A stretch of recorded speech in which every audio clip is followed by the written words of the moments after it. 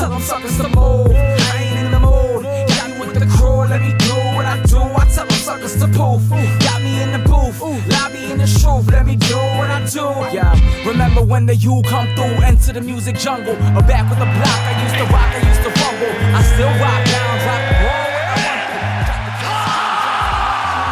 want to. Welcome, ladies and gentlemen. My name is Manny. My name's Alberto. And you're tuned into the OnlyFights podcast. Episode 32. Wow. Getting there. Oh, yeah. It's like my age or something. I know, right? Almost. What's up, man? Yeah, man. What's up? What's good? What's good with you? Not much. Another packed weekend of fights. Yeah. Crazy weekend for me. Even crazier weekend though. I feel like you were some of those fighters. Yeah. Because we seen some crazy shit. Yeah.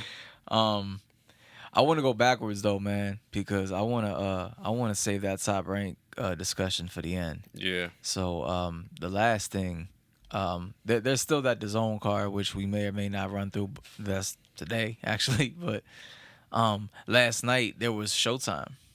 Showtime had a card, PBC rather. It was on Showtime. Only 3 fights, but like they were all really good. It was Jerwin Ankaz taking on Fernando Martinez, Gary Antoine Russell taking on Victor Postal, and Chris Colbert primetime taking on a late replacement in Hector Garcia. He was supposed to fight Roger Gutierrez, Right.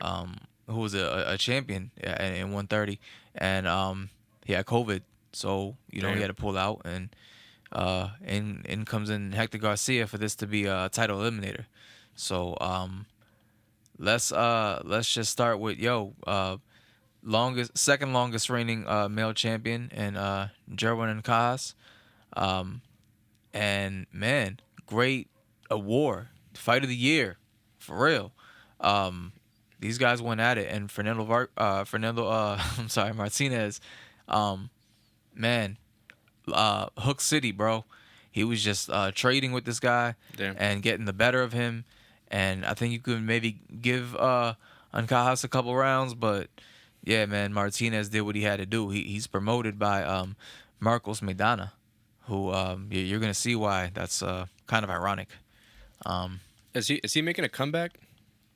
Or did I just make that up? He's been announcing a comeback like 4 times in the last 5 years type shit. So I'm like, all right, whatever, man. We'll see. But he doesn't look like he's in any shape. type of shape to be doing that. And it looks like he's getting his money. So like, I don't know. I mean, just stay safe. Yeah, I thought I read something. I wasn't sure. Yeah, I mean there was I think we posted something about we was kind of poking fun at it, but anyways, so in the co-main you have one of the Gary Russells, Antoine Russell taking on Victor Postal. Postal being man, he's been around, bro. Only 3 losses, and all 3 coming at the hands of very elite competition. Terrence Crawford being one, Josh Taylor being another, and Jose Ramirez. So we wanted to see how much he had left in the tank. Not to mention a Ukraine fighter. So with everything going on, I don't know. I don't think I'd want to fight a Ukraine fighter right now. They have a lot of anger to release and stuff. But Gary Antoine Russell, he did what he had to do. He boxed well, and so did Postal. I thought he won a couple rounds, had a couple close rounds, and it was on their way to the decision. At the very last, minute of the fight, Gary Russell lands this, I think it was a nice uppercut, left hook combination, had Postal hurt. He was up against the corner and, blocking, taking a couple shots, but being overall pretty defensively responsible. Yeah. I don't think it was too bad. And the referee just kind of, in comes the referee, and it was such a terrible stoppage, man. There was 30 seconds left. No reason for, Postal to have to, if he was going to lose that fight, I'm pretty sure he was on his way to losing that fight in the cards. But, I mean, it was just a really stupid, ridiculous stoppage. Yeah. But, nonetheless, another knockout victory for Gary Antoine Russell. I think he's a perfect ratio with 100% knockouts. So good for him. Even though that probably should have been a decision Yeah. win. But Hmm. anyways, yeah. But so moving on to this main event, like I said, man, Hector Garcia being a late replacement, also undefeated. Both guys being undefeated. Chris Colbert, he was very animated. You know what I'm saying? He's like another well, I don't want to say it yet, but yeah, I mean, yeah, he's like another Adrian Broner, bro. You know what Yeah. I'm saying? Like if you know how Adrian Broner's story is, when he was coming up, man, he was a bad dude. Yeah. You know what I'm saying? And he was just real cocky and real arrogant, and a lot of people didn't like that. And I think that led to him not training as hard and not doing certain things, Yep. or doing certain things that he shouldn't have did, and kind of led to the downfall of his career. So Chris Colbert, man, I don't know if he has anything like that going on. He's definitely a cocky dude, arrogant.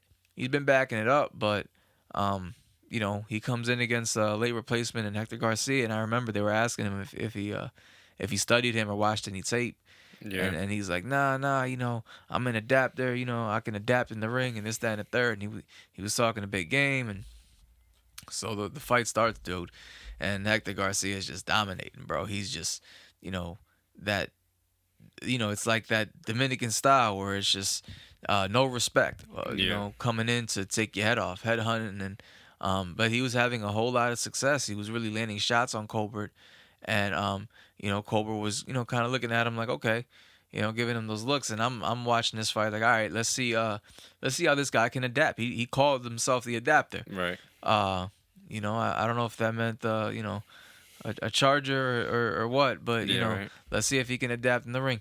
So after a couple rounds, man, he's just getting tagged again. He's getting lit, and yeah, it's every round is more or less much of the same. I think it was like the third or fourth round.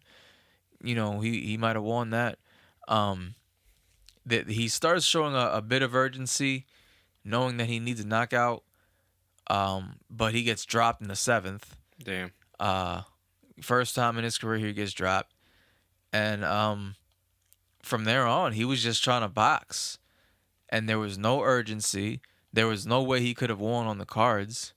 Yeah. Uh, Even in the 12th round, man, like he was just you would have thought that Garcia needed the knockout the way Yeah. he was coming in, and um, the way Colbert was trying to just get away. It was crazy, man. So like I was really disappointed watching that fight. I was like, man, kind of did a little bit of yelling, but That's crazy. So, yeah, do you think it was that he was overconfident, or you think that he was just in survival mode?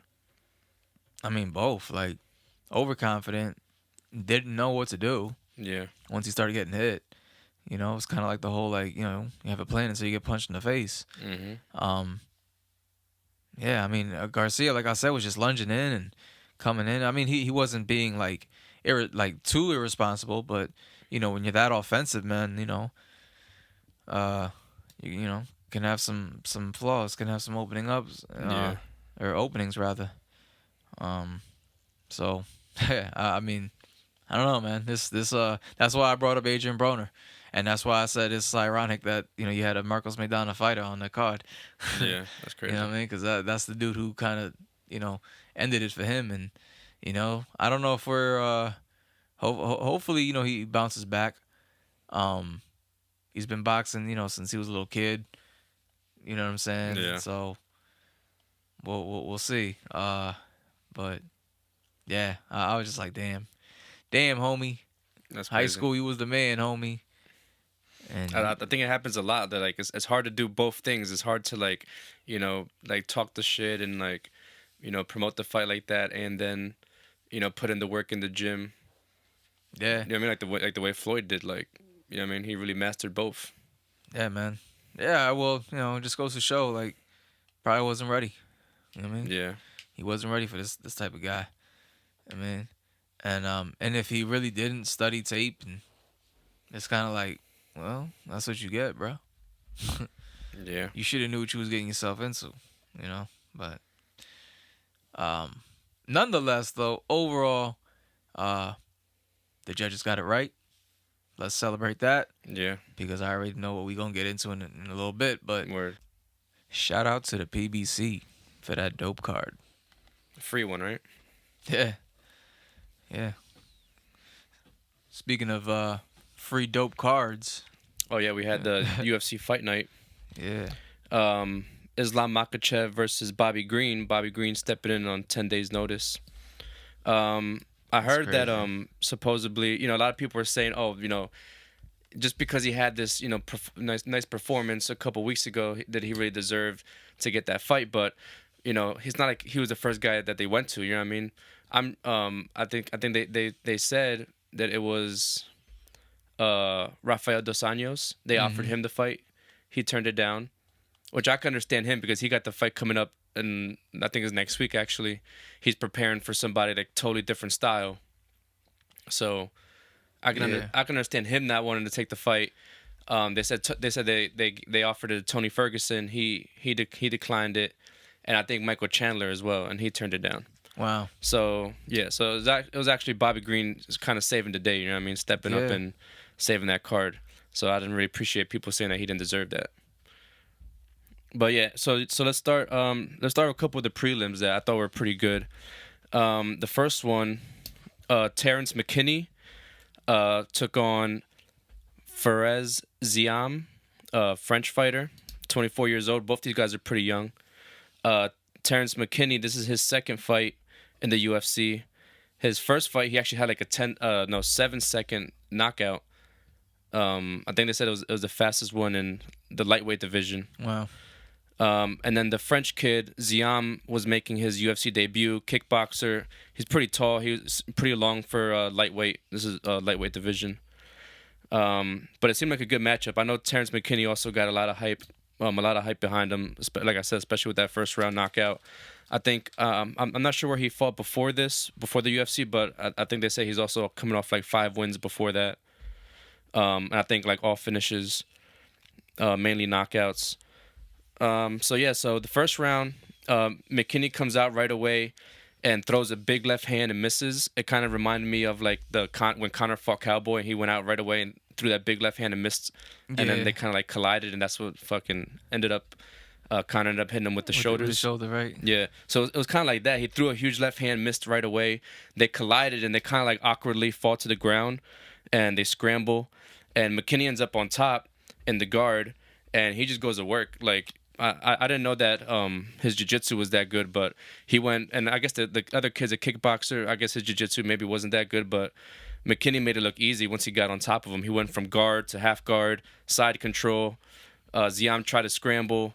McKinney ends up on full mount, and then Ziam gives up the back, just like textbook stuff. He, McKinney flattens him out, sinks in the rear naked choke, and makes him tap.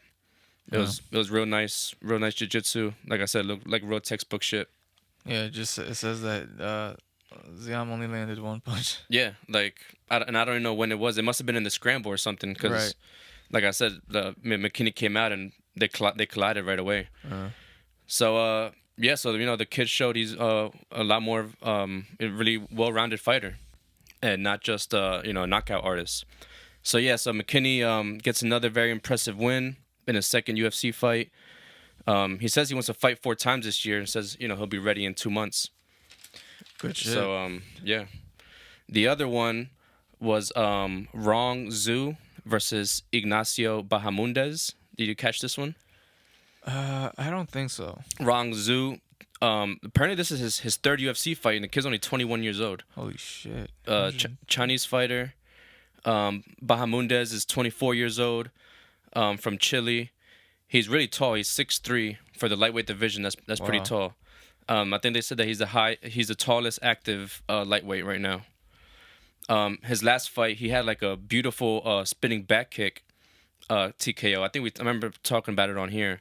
So he's a really good striker, but also has good jiu-jitsu. Really well-rounded kid. This is another matchup between 2 young kids. Really good matchup. So Rong Zhu actually missed weight. He weighed in at 160, and this was supposed to be 155. That's pretty crazy. He's only 5'6". So obviously Bahamundes had the crazy reach advantage, and he did a great job of using it. The first round, he was able to keep him at distance using the kicks and just throwing straight punches. Right away, you could see Bahamundes also had the speed advantage. He was just picking Tszyu apart in the first round, pretty much. Tszyu couldn't really get anything going. He finally shot a takedown with like a minute left in the first round. Almost got himself caught in a guillotine. But he was able to get the takedown. Bahamundes, he got him down to the mat. And like I said, Bahamundes got good jiu-jitsu, so they had some pretty good grappling exchanges to end the round. Just like fucking rolling around, and both kept like reversing each other and shit. It was pretty cool. Second round, Tszyu comes out a lot more aggressive, pressuring Bahamundes, and is finally able to get inside and starts landing some combinations. And then you can tell that this kid got more power than Bahamundes. Like, he was touching him up, and he was definitely hurting him a little bit. Bahamundes does a really good job of adjusting. Like, he starts moving a lot more, starts like switching stances a lot more, like real smooth. Like his the way he was switching stances was really cool looking. So yeah, the second round was definitely a lot closer. That one was a little harder to give to either guy. The third round, you can see Tszyu starting to gas a little bit, getting pretty lazy with the takedown attempts.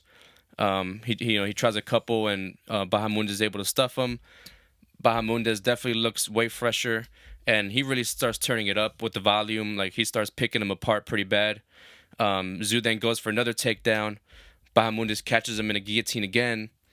Tszyu tries to like roll out of it, but Bahamundes like times it perfectly, and like catches him in a darce. Like, he pretty much like turns into the like tries to spin out of the guillotine and rolls right into a darce choke, and timed it perfectly, and just locked it up tight and got him the tap pretty quick. Nice. So that was at the like 3 minutes left in the third round.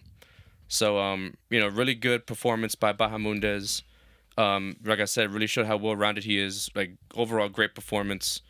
Really humble kid. Those Hispanic kids are always like, I feel like, super humble.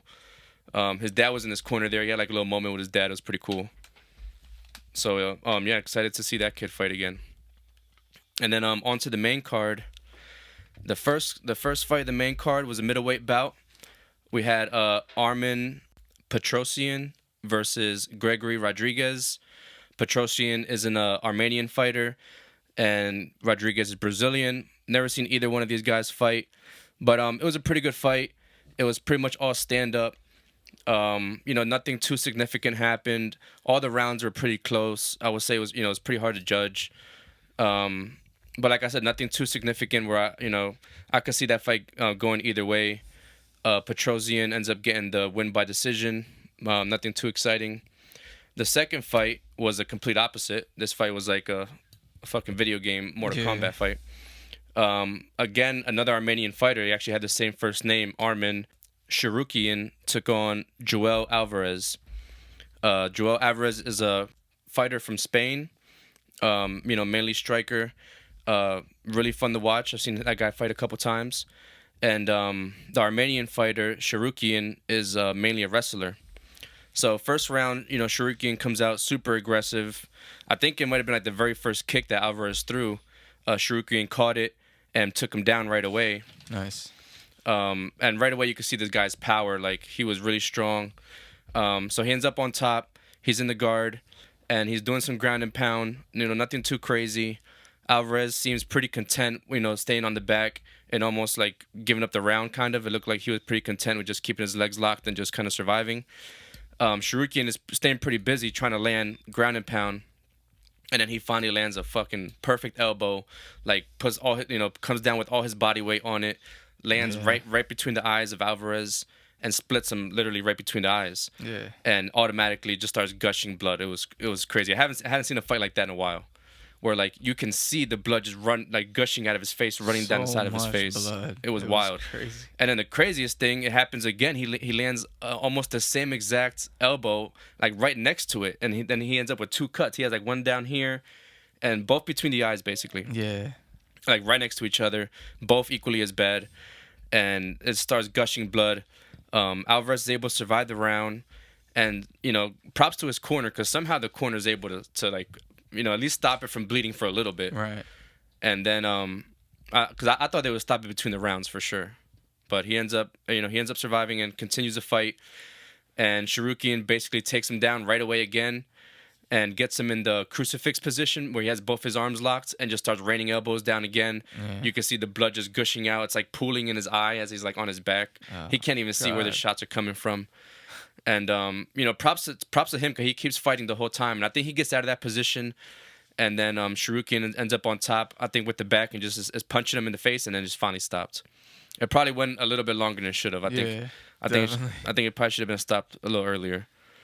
But yeah, man, that Sharukian guy is a fucking monster. That was gruesome. That was vicious. Like, that guy is a problem. He's definitely gonna. I can see him making his way up the rankings.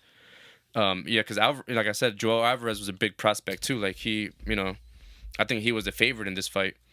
And so if you want to see a bloody fight, yeah, watch that one. Go watch that fight. Or watch the next fight. Yeah, hadn't seen a good bloody one in a while. Yeah, so the next fight, another really good fight, women's flyweight fight. Ji Young Kim took on Priscila Cachoeira. Cachoeira's a Brazilian fighter. Haven't seen either of these women fight. Kim is a South Korean fighter. So first round, right away you can see Kim is like the more technical fighter, and Cachoeira, got the more power, and is really just trying to, land the big right hand and trying to brawl. I think Kim was outstriking her, was outstriking Cachoeira early. She looked sharp, she was moving well. She was throwing a lot of feints and, picking her shots well. But, whenever Cachoeira landed, it was definitely significant, and she was definitely being more aggressive. It was really hard to judge, like, that first round. That fight was crazy. What would you, how would you judge it, like, the first round? The first round, I thought Kim took that. Yeah, right? Yeah. Even though, like I said, when Priscilla was landing, it was definitely harder. But, Kim looked good. Like, the way she was moving, she looked sharp. She definitely was avoiding the brawl, which was good. Second round, pretty much more the same. I would say Cachoeira maybe got off a little more and, definitely, like, emptied the gas tank a little bit more, I would say. Yeah. And, props to Kim on her chin, man, because she was taking some big shots and she was staying composed, and was still in the fight the whole time. And then the third round, you could tell Cachoeira, getting a little gassed, getting a little tired, and Kim really just starts putting on a clinic. It's just like piecing her up and hurts her multiple times, but just never really goes in for the kill. I guess she probably just knows she doesn't got that. Maybe the knockout power, and doesn't want to put herself in any danger at all. Obviously Cachoeira was still swinging, even though her punches were very telegraphed. They were still very powerful. Well, yeah, I mean, she had her up against the cage and taking the play out of dude's playbook with the elbows, man. She except instead of being on the ground, she was up against the cage, bro. And she hit her with a couple of those elbows, man. Yep. Really splitting her up too, and making that fight just as bloody as the fight before. I feel bad for her. The sanitation crew, man, they had to put in work that day. Oh yeah. Sheesh. So yeah, I would say Cachoeira came out and was kind of losing that round, and then kind of took over at the end with the elbow. She kind of just said fuck it with the punches and just was throwing only elbows, and was catching Kim a lot. Kim didn't seem hurt at all. But man, it was a wild ending, and props to both those women. They really left it out on in the octagon. It was a hell of a fight. It was a fun fight. That was a war. So I don't know, man. I mean, they ended up giving it to Cachoeira. I was a little surprised. I thought Kim looked better. I don't know. It was tough.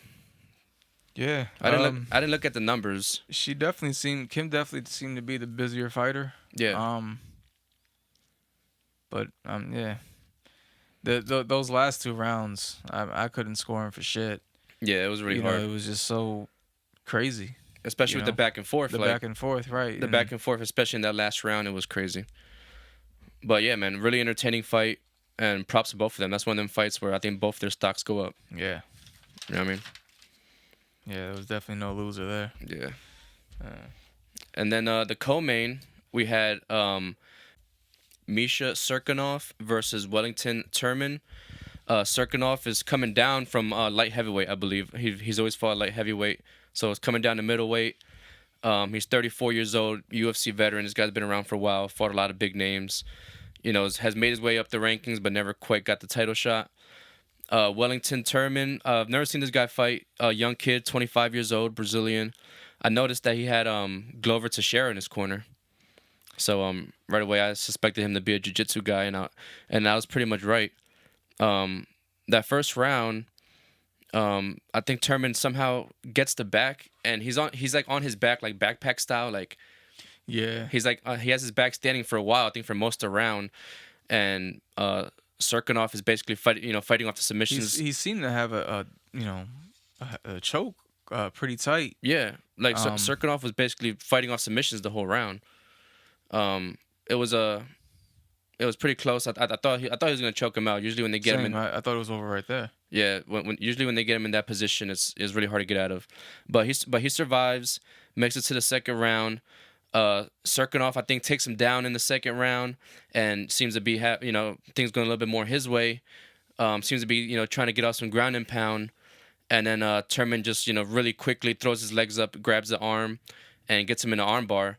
And Serkinov taps like right away. Right like, away. It was immediately. Like as soon as he had his arm, he tapped. Like He must have snapped. He must have broke something. something, or maybe somebody broke his arm before. He was like, I don't want it to happen Yeah. again. But yeah, like arm bars is one of those. I mean, I guess it just depends. It's like for some guys, it's one of those submissions where if you get them in, they're gonna fucking tap.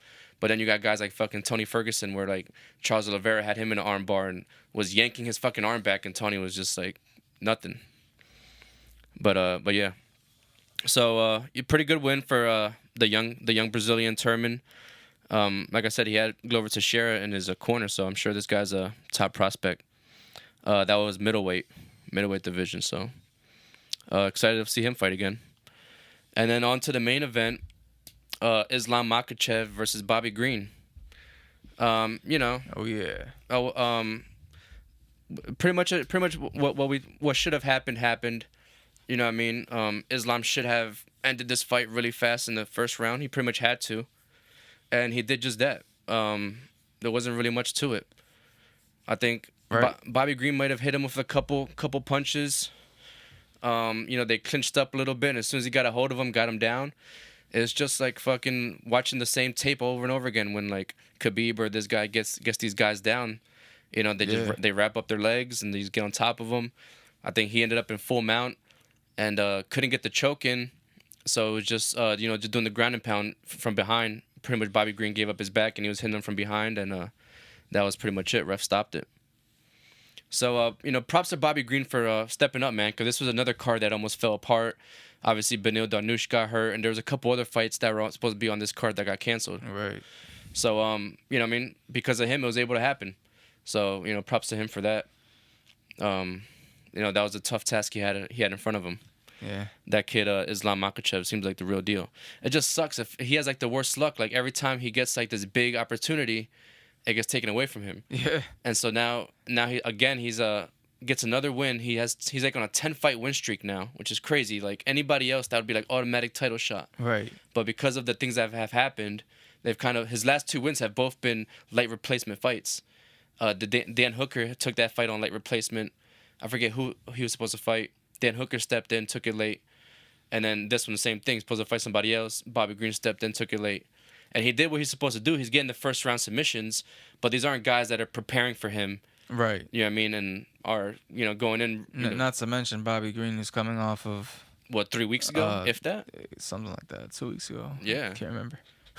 He took it on 10 days notice, and it was maybe maybe 3 or 4 days after his win. Yeah, so 2 weeks ago. Yeah, that's crazy. Yeah. So yeah, I mean, I like Islam. I just feel like he has to get one more fight. I feel like he needs one more. Yeah. You know what I mean? Him and Khabib, obviously they want the title shot. And I as much as I do want to see that matchup, I think Oliveira and Islam is a really good matchup. That'd be really fun to watch. I always love seeing like the wrestlers and the jiu-jitsu guys. Like I'm always interested to see, which one is more dominant there. Which is why I was excited for this one. Like, fucking Beneil Dariush is a jiu-jitsu guy. That would have been fun. But yeah, that was a UFC card. Another solid card. Yeah. Another solid fight Great night. one.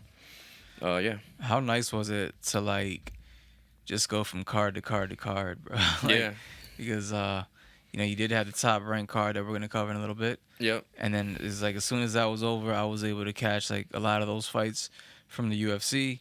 And then I remember I was happy as shit. I was geeking out like, oh shit, this the main event's now? Yeah. I said I could watch the whole Showtime card, and that's exactly what I did. So Yeah, Islam did Such everybody a- a favor.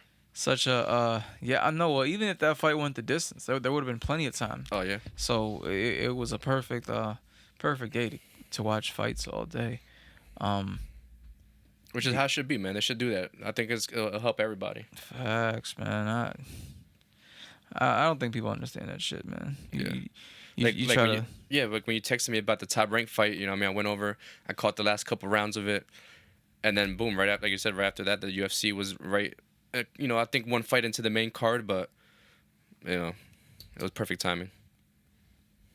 Yeah. So earlier in the day, for us in the States, you had a fight in Scotland.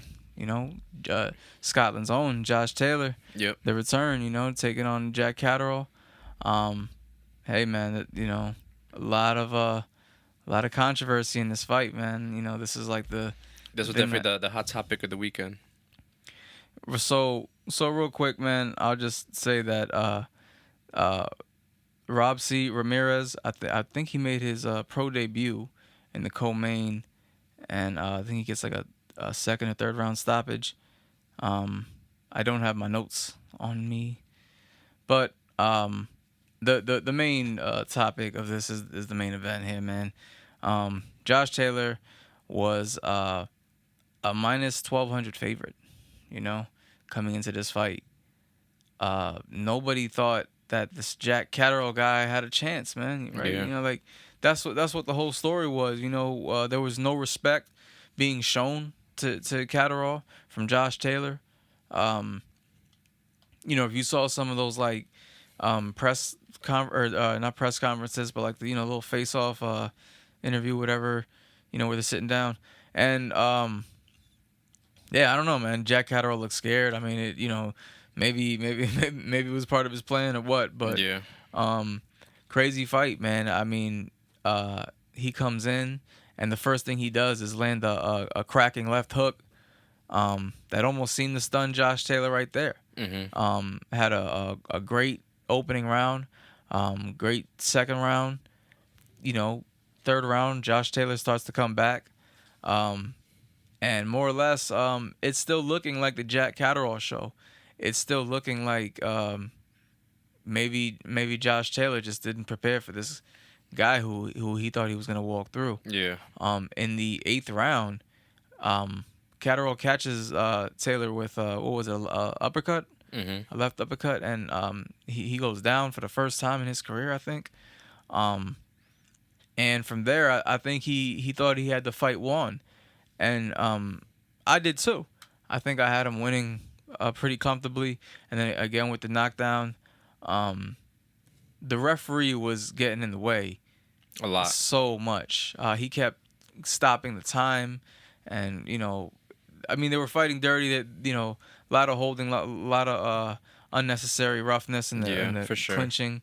That's a football term. But in the last 4 rounds, rounds 9 through 12, Jack Catterall definitely takes his foot off the gas, and I think he felt like he had already secured a victory. He had already done enough. So let me just he was in full survival mode, and he was doing a lot of holdings to the point where he would get a point deducted. But that was basically that got taken away when after round, I forget, what was it, round 10 or 11? I think it was 11. After round 11, yeah, when after the round, Taylor kind of gives him a playful punch. It was kind of hard though.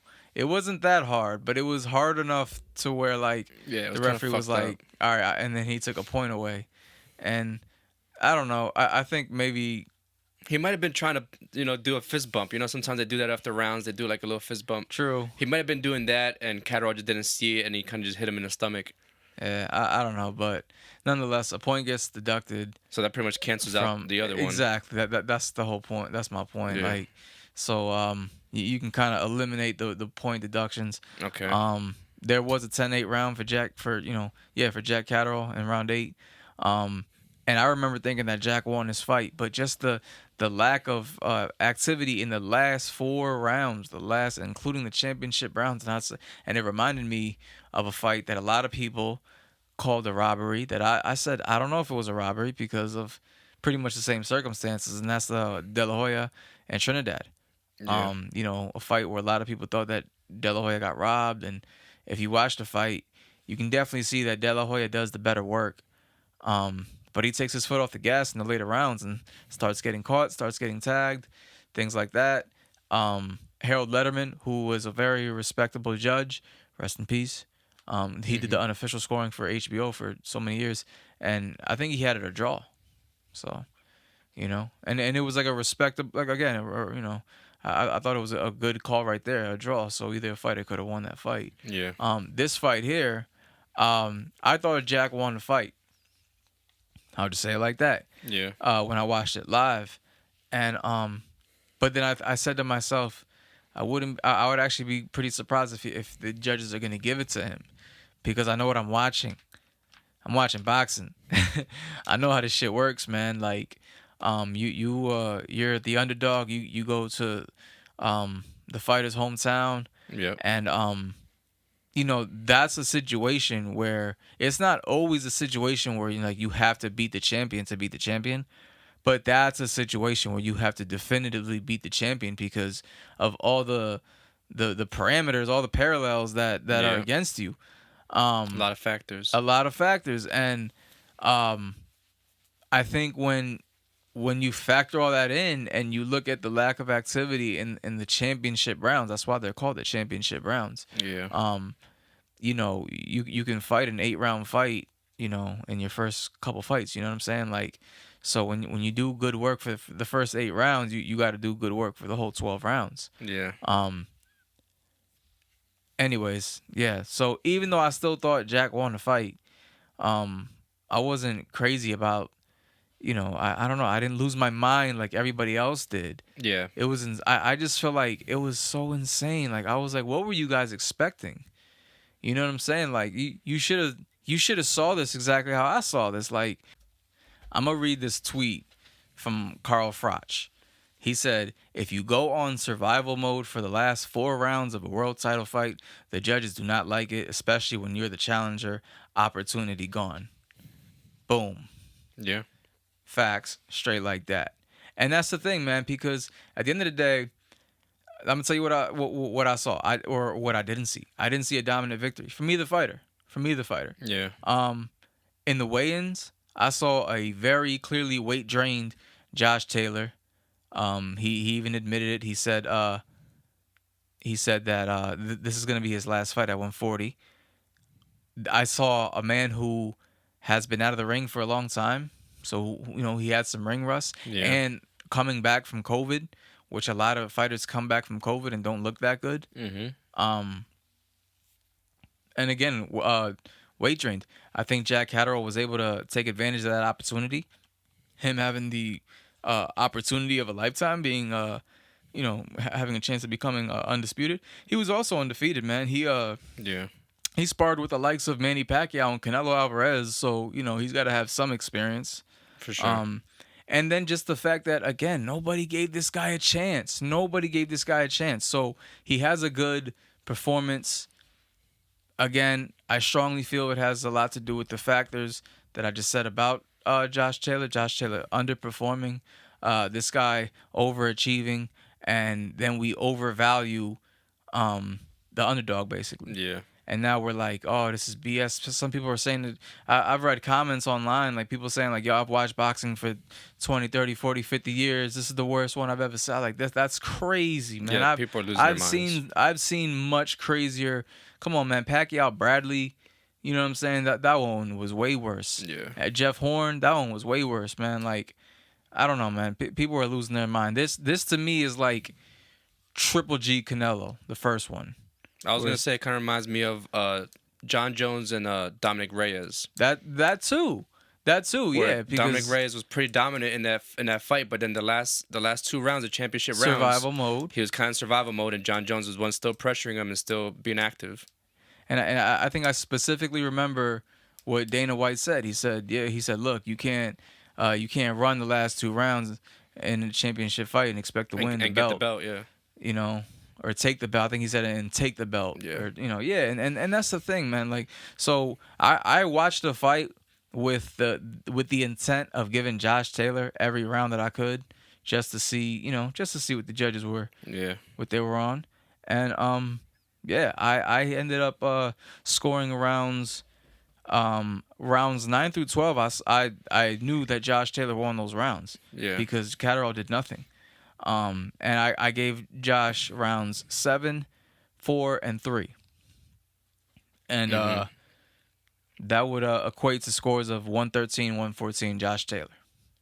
So I don't think this is a crazy robbery. I do think that Jack Catterall probably should have won the fight, though. You know what I'm saying? Because even those close rounds, you know what I mean? But at the end of the day, like you said, we can't be surprised. It's I don't know. I really can't see why people are losing their minds. I don't know. I think this just goes with that whole thing that everybody just loves to shit on boxing because it's such a popular thing to do. You know, and we're also just in a time where it's just cool to just say something like outrageous. Be outraged, right? Exactly. It's just cool to be outraged. Like, outrage society. Oh my God, this is the worst decision I've ever seen. Did you hear what he said? Did you hear what she said? You know, right? So this is just that. That's how I see it. Anyways. Yeah, it was definitely hard to judge. Like I watched most of it, and like it was just so it was kind of ugly. Like for me, I guess it was like it just looked ugly. All the tying up, and I don't really know how that comes into play judging wise. Like because I know that's a big factor in boxing too. Like them using their weight and kind of like it seemed like a strategy by Taylor. You know what I mean, putting his weight on him. I don't think that the judges. I think that's just more so for the fighter. Yeah, physically. Right, and it's just clean, effective punches. Ring generalship if it leads you to be victorious. Josh Taylor did do more of I think more of the walking down. Oh, for sure. He definitely was applying pressure. A lot of things, man. It's a subjective thing. It's a subjective sport. It also seemed like their styles kind of clashed and their stances too. Like I don't know. It seemed like they just were like they would tie up so easily. Like anytime they got near each other. Man, that freaking referee was just getting in the way, man. Yeah, he really was too. So. I don't know. I know that the general consensus is that this is a robbery and whatever, man. I don't think it's that bad. I think that this is just a situation where the judges got it wrong. That's all. Judges got it wrong. Yeah. It wasn't a robbery. You think a draw would have been fair? Well, that's the thing. I think it was even in rounds. I think, but with the knockdown, that gives Jack Catterall the victory. Yeah. But again, I rescored it with the intention of, can I give Josh this round? And if you scored it like that, I can see in some of those closer rounds how he got the victory. Yeah. That's all I'm doing. So I do I do think that Jack Catterall won the fight. I'm just not crazy outraged by it. Yeah. Whatever. Let's move on. I think next week we have Jose Ramirez taking on Jose Pedraza. Mexico versus Puerto Rico. Nice. Beautiful fight in the junior welterweight division. Who, Josh Taylor fights in. What's that going to be on? ESPN Plus. What time? I don't know. I guess I'm assuming before the UFC card. Hopefully. Yeah, I don't know, man. This might be something where you'd have to double screen it. Is that the paper? Oh, yeah, that is. Yeah. They'll put them on at the same time. I think if it's on ESPN Plus, why would they do that? Like, that's what I don't get. I think for the people that don't pay for this, because not everybody buys the pay-per-views. Yeah. Some people just want to watch the free fights, and that's cool. Damn, that sucks. Cause I'm really excited for this matchup. We'll have them both on, fuck it, but yeah. But also, oh wait, no, that would be the next day. When is that? That is The 5th. March 5th. Saturday. This is March 4th. Aha! So this is okay. Friday. Good shit. Nice. But the sad part is March 5th. On the zone, you have Roman Gonzalez taking on Julio Cesar Martinez. Mhm. That's a fight I really want to see too. But we can double screen that then. Yeah. Yeah. Yeah, man. Hey, Dillian White, he signed. So he's taking on Tyson Fury April finally. 23rd in London. Shakur Stevenson and Oscar Valdez, that's official. It seemed official for the longest time, but it's official. That will be a week after, April 30th. And that same day would be Katie Taylor and Amanda Serrano on the zone. Errol Spence taking on Ugas. When's that, in April? Something like that. I don't have the date on me right now, but Berlanga, Steve Rolls, that should be a good fight. I think they're looking at this as like a step up fight for Berlanga, but I think this is a big step up. Yeah. Virgil Ortiz taking on Michael McKinson, March 19th. That's also on the zone. So Nice. Some good fights coming up, man. I'm sure I'm missing a couple, but yeah. So next week we have what, 272? Right? Yeah, 272. Colby Covington versus Jorge Masvidal. This is gonna be a really good fight, man. I'm really excited for this. I don't really know who takes this one. I think it's more of a must win for Jorge. He's like getting later in his 30s. I think he needs his win to stay where he's at pretty much. It's pretty crazy. He's coming off 2 losses. He's still headlining a pay-per-view with no belt. You know what I mean? There's champions that can't even headline their own pay-per-view. That's that Conor McGregor shit. Yeah, right. But yeah, it's crazy. Who do you got? What do you think about that one? Honestly, I think I don't think Masvidal's gonna pull it off. No? Nah, I think he might be. How did Biggie say it? You reign on the top. We short like leprechauns. Yeah. How about Nah, that? I love Masvidal, man, but How about that meme I sent you? That was like his career trajectory. Yeah. Is his hairline. Yeah. Yeah, we gotta post that. That shit was funny. Yeah, but I don't know, man. I think his time came and went, bro. Yeah. If he could prove me wrong, I'm gonna look stupid as shit. And I hope he does. I mean, I'm not even a big Colby Covington fan. Yeah. I'm definitely more of a Masvidal fan, but you can just see how they both and stacked up against Usman and Yeah. Covington. You can argue that he might have won that fight. Yeah. Whereas Masvidal he got split. Yep. At his game too. So that's the crazy part. Yep. Yeah. So yeah, man, these guys got a lot of history. They trained with each other for a really long time. Oh, that's right. So yeah, it's gonna be really interesting. We'll see. I think they said Jorge was always like the big brother, little brother thing. So it's gonna be interesting to see what happens. The co-main, Rafael Dos Anjos versus Rafael Fiziev. That should be a really good fight. I think I got Fiziev in that one. The next fight on that card, Edson Barbosa, Bryce Mitchell. This is like a big step up for Bryce Mitchell in competition. You know what I mean? If he beats Barboza, then he's for real. Next, we got Kevin Holland going down to welterweight, 170, taking on Alex Oliveira. That should be a really good fight. Both guys are, showmen and put on good performances. Then we got a heavyweight fight. Sergey Spivak takes on Greg Hardy. Greg Hardy coming back after that, getting knocked out by Tai Tuivasa. That was a crazy knockout. But yeah, man, it should be a really good card. I'm excited for this one. Definitely gonna order that one. And then March 12th, we have another fight night. Thiago Santos takes on Magomed Ankalaev. This should be a really good fight. Ankalaev, the Russian guy, light heavyweight, has been making his way up. He's 16-1. A lot of people think that he could be champ at light heavyweight, so that should be a good fight. Nice. And then another heavyweight fight night, March 19th, Alexander Volkov takes off Tom Aspinall. Am I tripping or they got the same picture for the same guy? No. The same picture, right? Dude, now you got me tripping. Hold on, this is fucking me up. Yeah, well, Yeah, I they think, do. Yeah, they do. All right, well, yeah, that's I guess the same guy fighting each other. But yeah, that should be good. That should be good. I did that before in the video game.